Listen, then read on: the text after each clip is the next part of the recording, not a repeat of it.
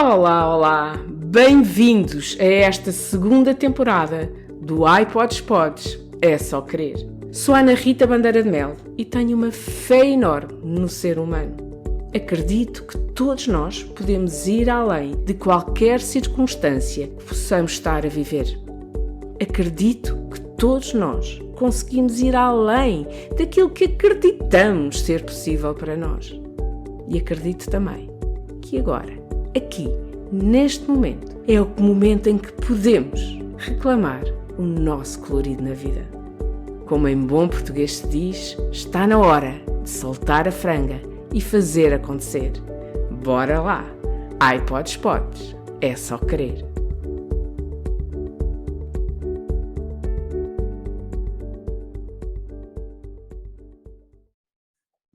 Olá, olá, meus queridos ouvintes. Hoje temos o Luís Pica connosco. O Luís é professor de Educação Física e surpreendeu-me no concurso de discursos motivacionais em português dos Toastmasters. Ele fez uma apresentação no qual advoga, tal como eu, que somos todos um. Bem-vindo, Luís. Muito obrigado. Obrigado pelo convite. Luís, sempre acreditaste que somos todos um ou aconteceu algo na tua vida que te fez chegar a este princípio? Olha, antes de mais, muito obrigado, parabéns pelo teu trabalho também e obrigado pelo convite e por teres tido, no fundo, a iniciativa de apenas, partindo do discurso que eu fiz em palco no concurso Toastmasters, teres a iniciativa de me convidar e de achares que eu poderia ter alguma coisa a acrescentar aqui aos teus podcasts e eu agradeço-te por isso. Como disseste muito bem, sou professor de Educação Física desde 1994, portanto aproximo-me a passos largos de fazer quase 30 anos de profissão e moro em Albufeira, ou moro no Algarve, mas não sou um algarvio, sou, como eu costumo dizer, um alentejano que nasceu em Lisboa. Toda a minha família é do Alentejo, mas eu já nasci em Lisboa. E vim para o Algarve apenas por questões profissionais e por uma mudança profissional e pronto. E quando aqui cheguei, em 1996, portanto tinha eu 25 anos, o Luís que chegou aqui ao Algarve era um com determinadas crenças e com determinadas formas de encarar a vida e encarar as coisas. O Luís que está aqui hoje à tua frente é outro completamente diferente, nos antípodas daquilo que cheguei aqui, da forma como cheguei aqui ao Algarve. Se houve algum acontecimento muito marcante para ter dado esse passo, não.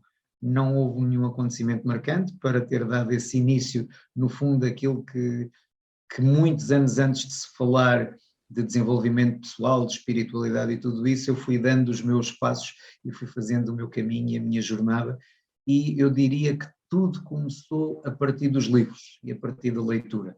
Sempre fui um leitor compulsivo, no sentido em que devoro livros, sempre gostei muito de ler desde pequenino, aprendi a ler, li logo muito rápido e com muita facilidade, e os livros de criança, dos 5, dos 7, as aventuras, tudo isso foram devorados 2 e 3 vezes, e eu mantive esse hábito, esse, para mim, muito positivo hábito ao longo da minha vida. Então, sei lá, dir-te-ia que leio uma média de, consoante os tempos, consoante os períodos, isto não é linear, Sim. mas leio uma média de um livro por mês, 12, 15 livros por ano é aquilo que eu costumo ler, portanto gosto muito e obviamente a área do cérebro, do desenvolvimento pessoal, da motivação é uma área que muito me agrada.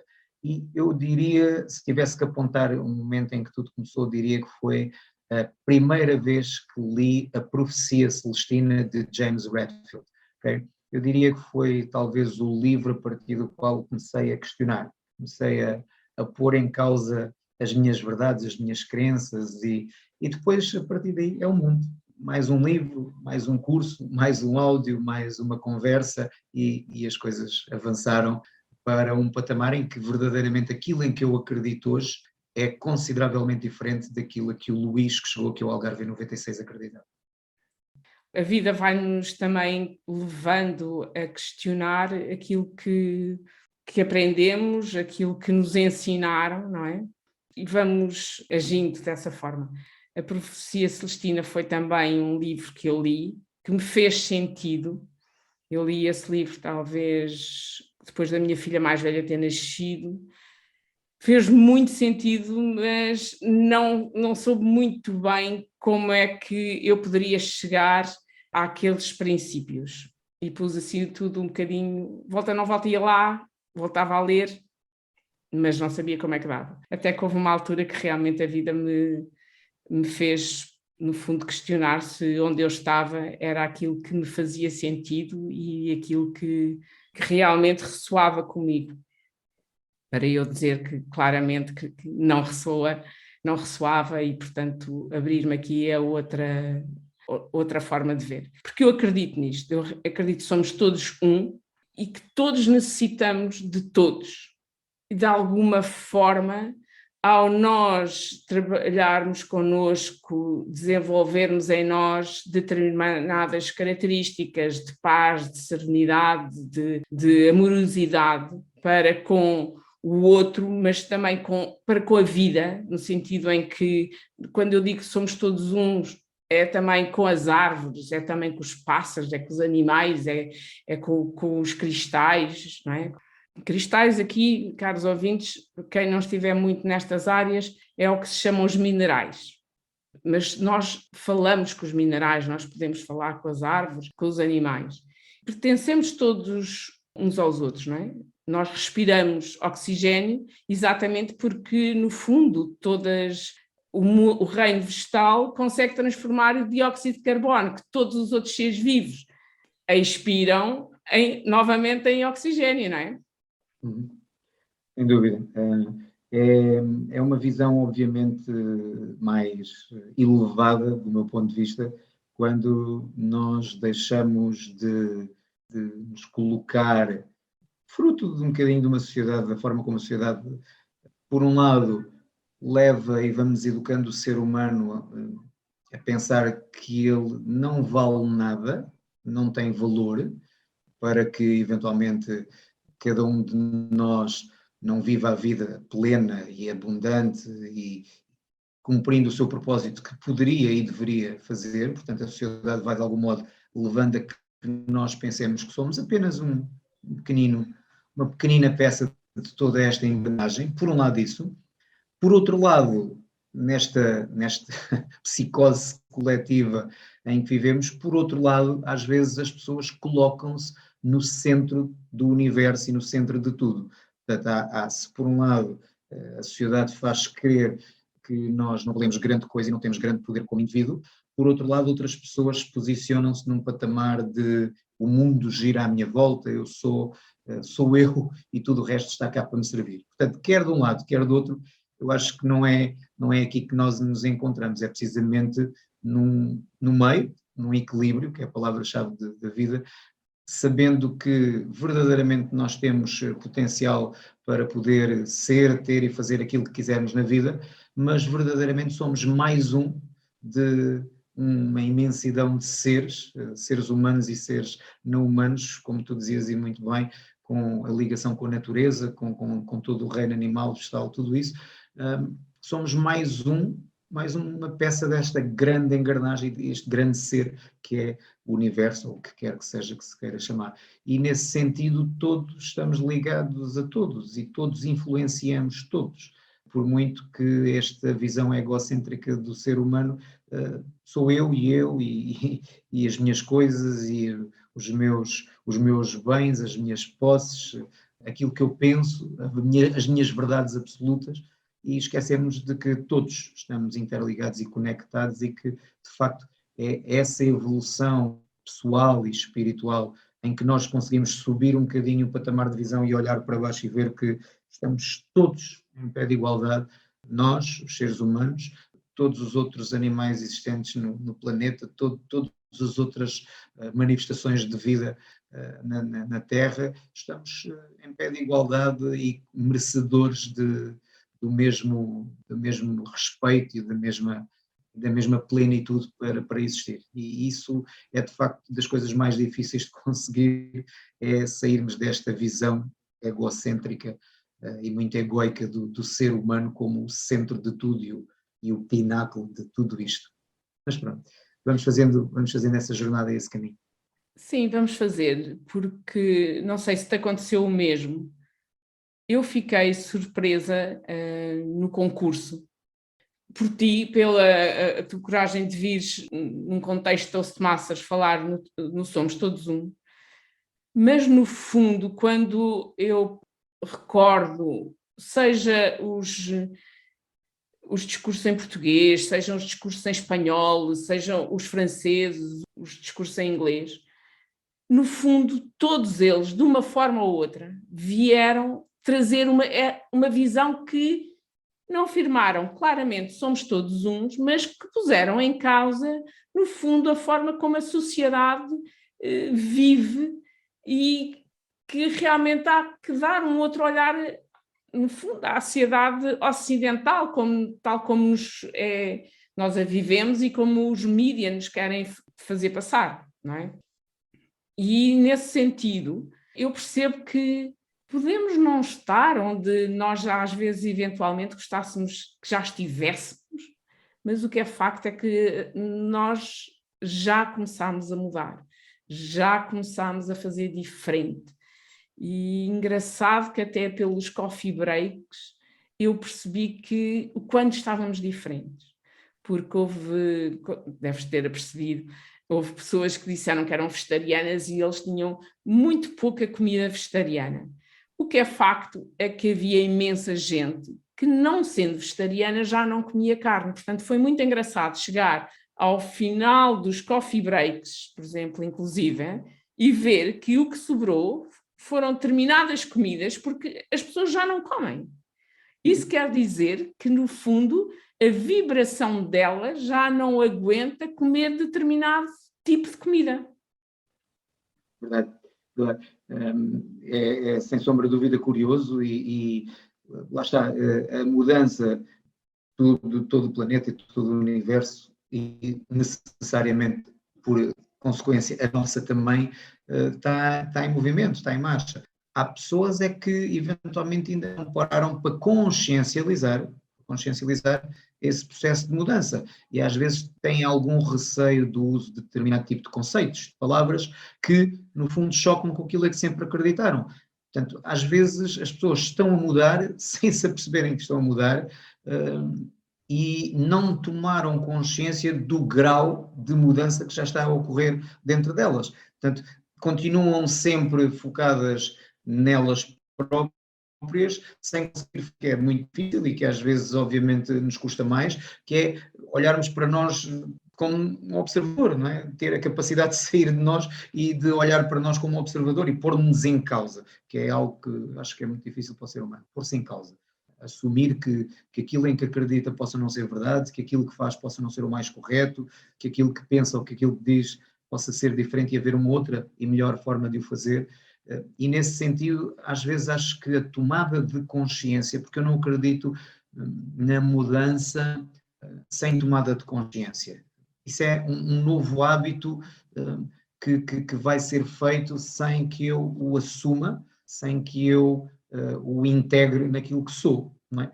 É um bocadinho como as dietas. Há pessoas que fazem durante um determinado tempo um processo de perda de peso, e esse é também uma área onde eu estou há quase 9 anos envolvido, fazem um processo de perda de peso e quando acaba esse processo de perda de peso, chegam ao objetivo que querem, mas depois voltam aos hábitos lá que tinham atrás e voltam ao peso que tinham atrás. Ou seja, houve aqui uma mudança temporária que não foi verdadeiramente assumida e integrada e como tal não houve uma mudança de estilo de vida, houve uma dieta daqui até aqui. Quando essas dietas temporárias, no tempo que não implicam uma mudança de mim como um todo, estão talhadas ao fracasso. Aquela pessoa que verdadeiramente muda hábitos tem mais probabilidade de mudar hábitos para a vida. E isso é assim na dieta como é assim na nossa mudança. Se a pessoa muda alguma coisa, mas não tem consciência, facilmente voltará atrás ou então andará ao sabor do vento, um bocadinho em função dos grupos e daquilo que o exterior lhe vai ditando. Se a pessoa muda e tem consciência do processo de mudança que está a acontecer com ela, tem maior probabilidade de o integrar, de o assumir, de o vivenciar e que isso seja consistente para a sua vida, essa mudança. Mas sim, sem sombra de dúvida que eu sou vegetariano há 14, 15 anos, e neste processo tenho assistido a muita coisa, muita mudança. E essa é muito curiosa, é uma delas, não é? Portanto, já começa a ver a mesa com opções vegetarianas, mas é a que desaparece primeiro e às vezes os vegetarianos chegam lá e já não têm grande alternativa, porque os não vegetarianos já lá foram. Ótimo, fantástico. E as pessoas, mas eu não, parece que têm vergonha ou medo de assumir. Não é que tenham que ser vegetariano, porque as coisas não têm que ser preto ou branco, não têm que ser apenas dual. Isto, entre o preto e o branco existe uma imensidão de tons de cinzento, e é só falar nestas cores. Mas as pessoas parecem que têm algum receio em assumir que gostam, ou que querem, ou que experimentam. Quem diz isso em relação à comida, diz em relação à medicina, diz em relação às opções mais profundas, que não sejam tão banais no dia a dia. E sim, acho que falavas também dos discursos e da temática. Toda a temática vai andar à volta do ser humano, da pessoa, do desenvolvimento da emoção, da mente, desse desenvolvimento pessoal, sem sombra de dúvidas. Usando mais estas palavras, mais aquelas, sendo mais pragmático, dando aqui com alguns subterfúgios, mas no fundo a essência está lá, a forma como nós lidamos uns com os outros e a forma como nós podemos ir crescendo como seres humanos e como parte deste todo que verdadeiramente somos, sem sombra de dúvida. E porque essa mudança, como tu dizias, no fundo, se é só feita a nível físico, em termos de... acaba por não ter sustentação. Nós temos que mudar, no fundo, algo tem que mudar no físico, mas algo tem que mudar também nas nossas emoções, algo tem que mudar a nível do nosso pensamento, da nossa mente, dos conceitos mentais, e a nossa energia muda.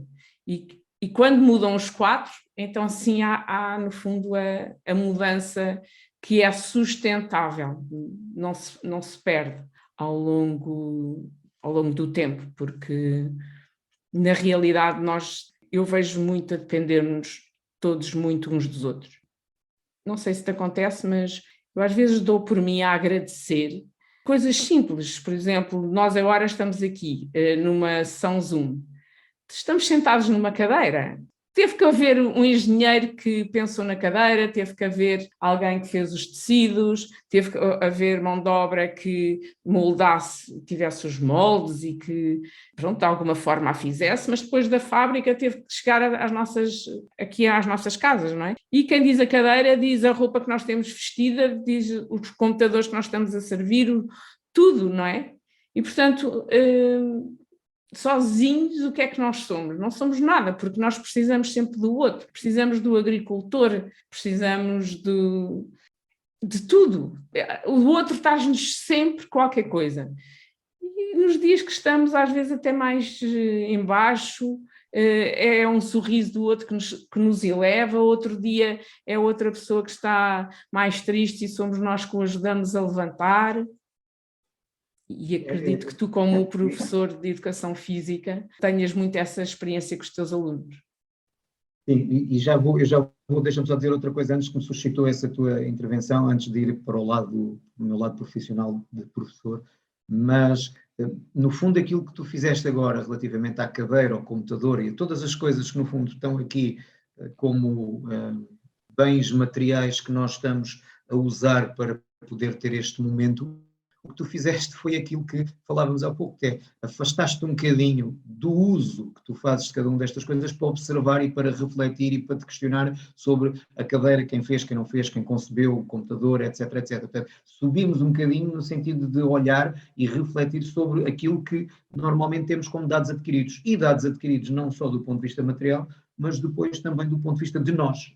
Não é? E às vezes damos os dados adquiridos muito cedo na vida. Portanto, há pessoas que, no fundo, fazem o ponto final da construção do seu ser muito cedo, em termos de idade.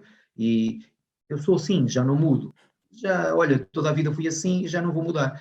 E essas pessoas que, de algum modo, metem o ponto final na construção de si próprio muito cedo, no fundo a vida se calhar vai-lhes dar aqui uns embates mais fortes para um dia mais tarde poderem pôr uma vírgula ou 3 pontos relativamente à sua construção, porque é mesmo isso que vai acontecer. Nós estamos em completa construção sempre, sempre.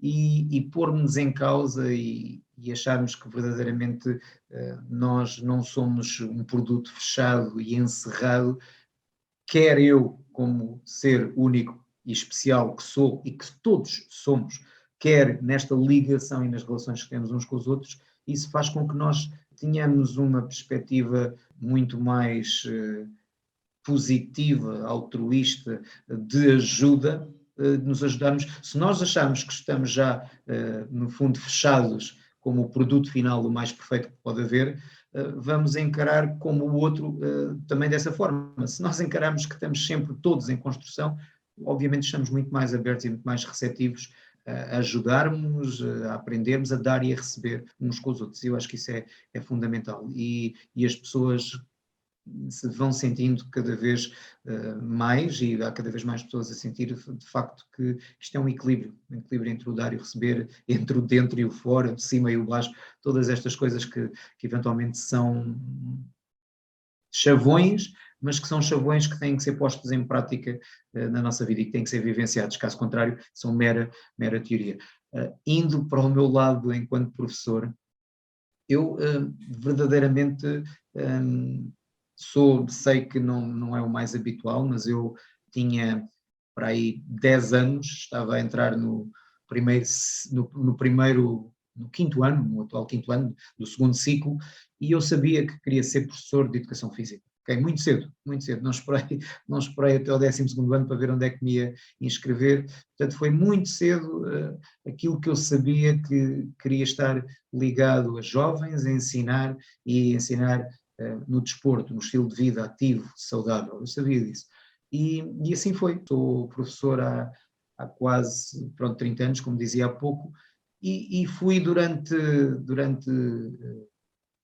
talvez 20 anos, fui um professor muito feliz, muito dedicado, mas houve ali um momento, sim, esse momento profissional que me marcou aqui uma mudança que partiu do profissional para o pessoal e que me pôs, essa sim, me fez colocar aqui uma data de coisas em causa e que foi aqui um processo, sei lá, burocrático e institucional com o diretor da escola, portanto aqui uma coisa mais quesilenta, menos agradável e que no fundo fez mudar a forma como eu encarava tudo aquilo que tinha sido uma profissão de 20 anos.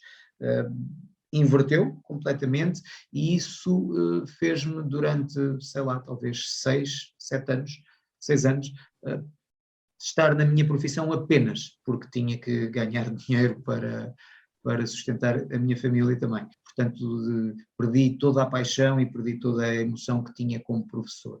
Felizmente, nos últimos 2, 3 anos, resgatei e pacifiquei-me com aquilo que é a minha missão de professor.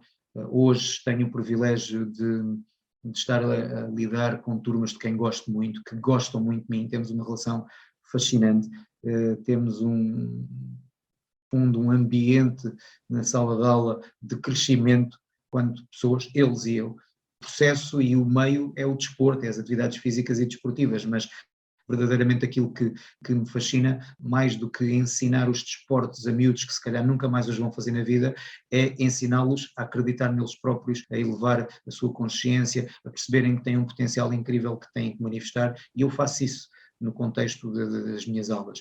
E tenho agora um conjunto de turmas que também me ajudaram a resgatar e a pacificar com a minha profissão, coisa que tinha ficado algo lá para trás, e é muito gratificante saber que eu tenho ali 3 vezes na semana um momento com uma turma e que posso dar de mim para eles, de maneira a que eles consigam receber e perceber o quanto eles são importantes, o quanto eles são valiosos e o quanto eles conseguem muito mais do que aquilo que alguma vez imaginaram.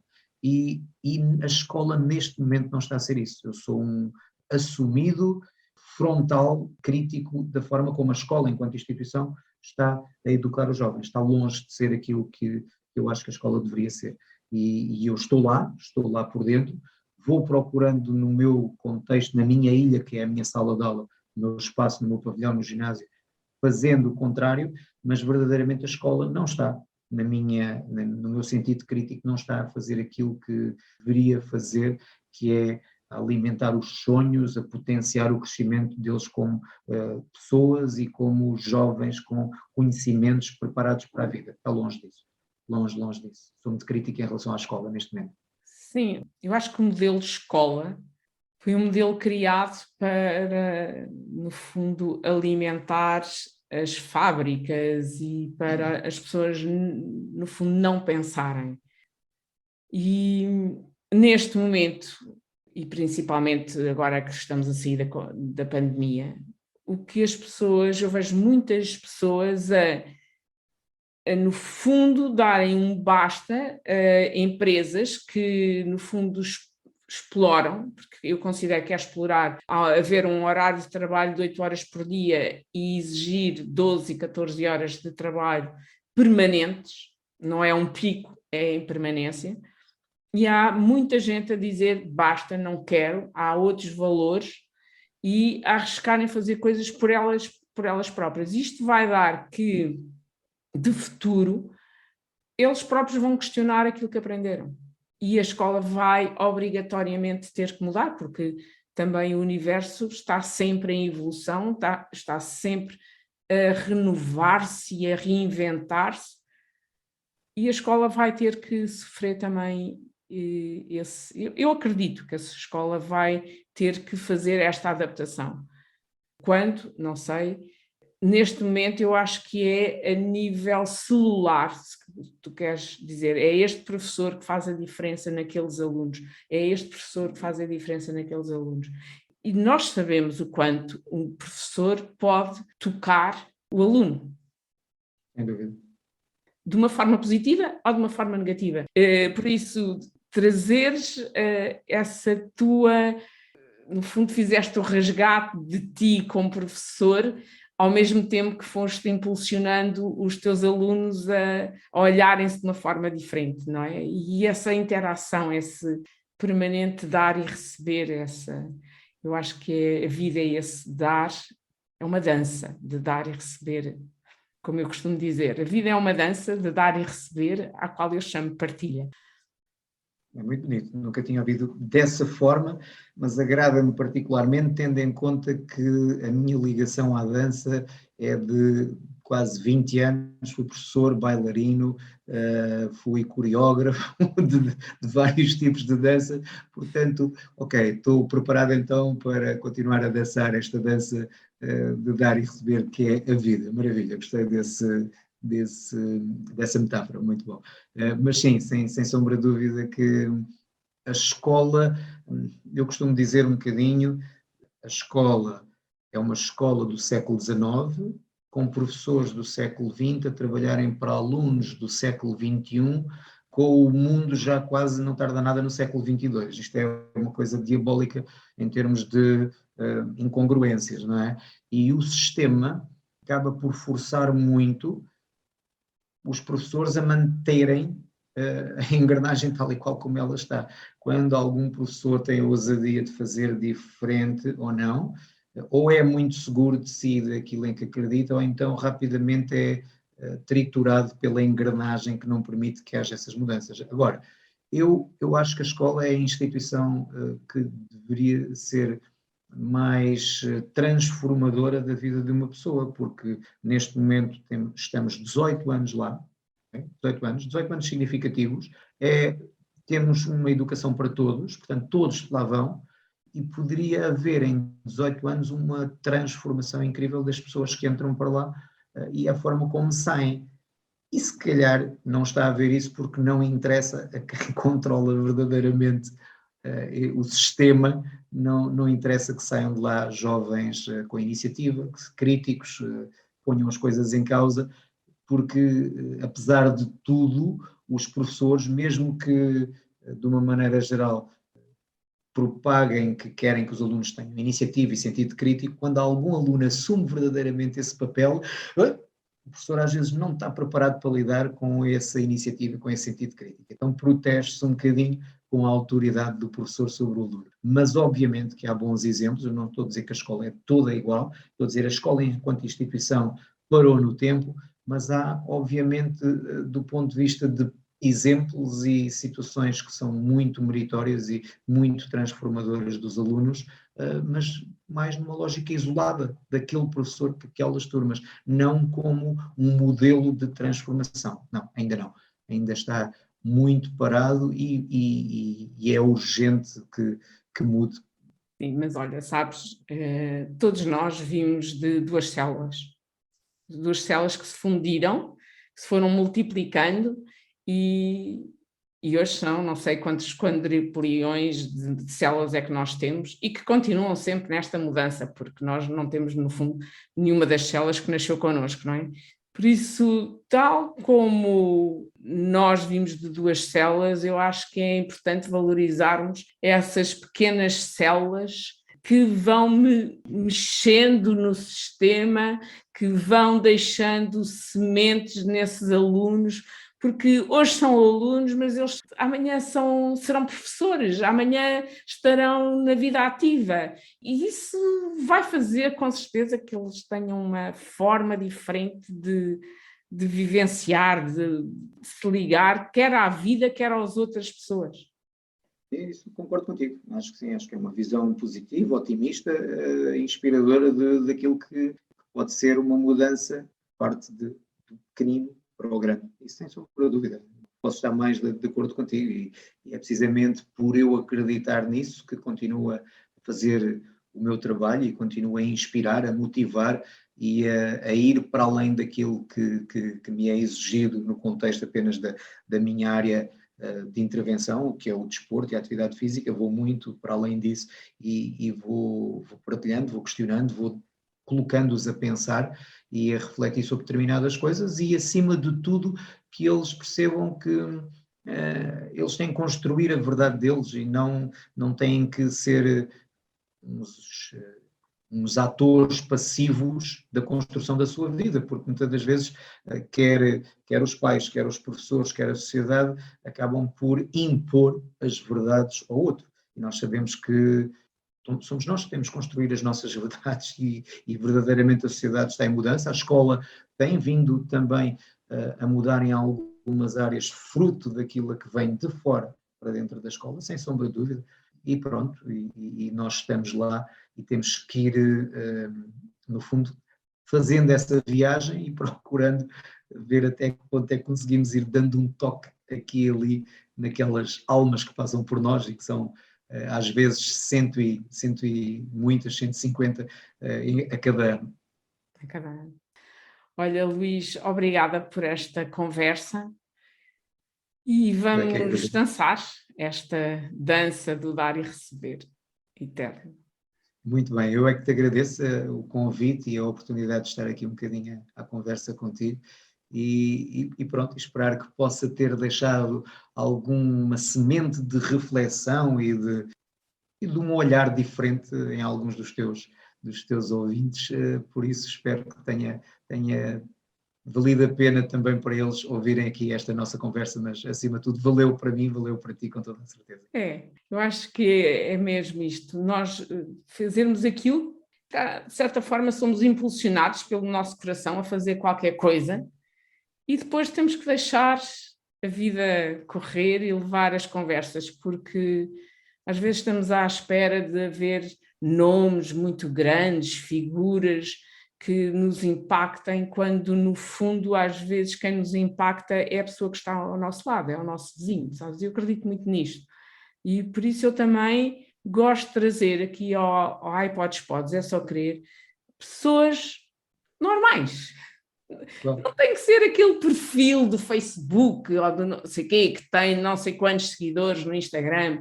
Não, somos as pessoas normais, a vida é feita de pessoas normais. Eu digo sempre, nós às vezes vamos a um monumento e ficamos maravilhados com aquele monumento e muitas vezes sabemos o nome do arquiteto. Mas o arquiteto não poderia fazer sem a pessoa incógnita que está lá, que põe o cimento, ou até em tempos antigos simplesmente pintava nas paredes, não é? As repestes, e hoje em dia maravilhamos com aquelas pinturas que sabemos quem é. Não sabemos, mas nós somos aquelas celazinhas, sim senhora, não somos conhecidos, não somos nada, mas que até por não sermos conhecidos, às vezes é mais fácil impactarmos, sabes? Sim.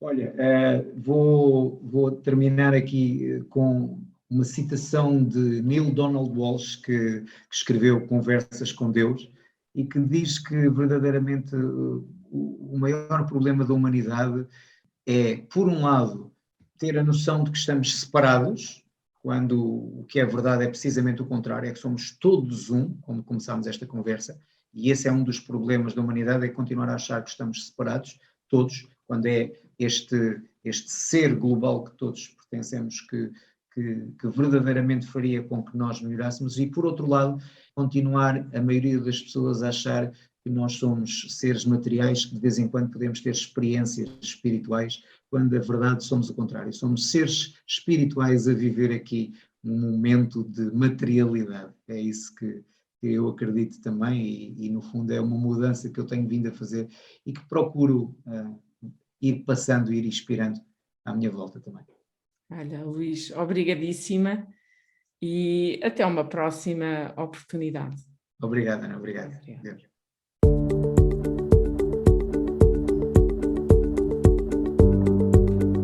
Chegamos ao fim deste episódio. Para a semana regresso com um novo tema. Até lá, vai ao meu site anaritabandeira-de-mel.pt e descobre as imensas atividades que desenvolvo. Se gostas de meditação, vai diretamente ao canal do YouTube. Ana Rita Bandeira de Mel é o nome do meu canal no YouTube e ali podes encontrar centenas de meditações que te ajudam a reequilibrar ao longo da semana. Não é a meditação que tu gostas, não é o site que tu buscas, simplesmente vai ao Facebook Ana Rita Bandeira de Mel, Meditação e Terapias, ou ao Instagram Ana Rita BDML. E sempre, o iPods é só crer no teu canal preferido de podcast. Até para a semana.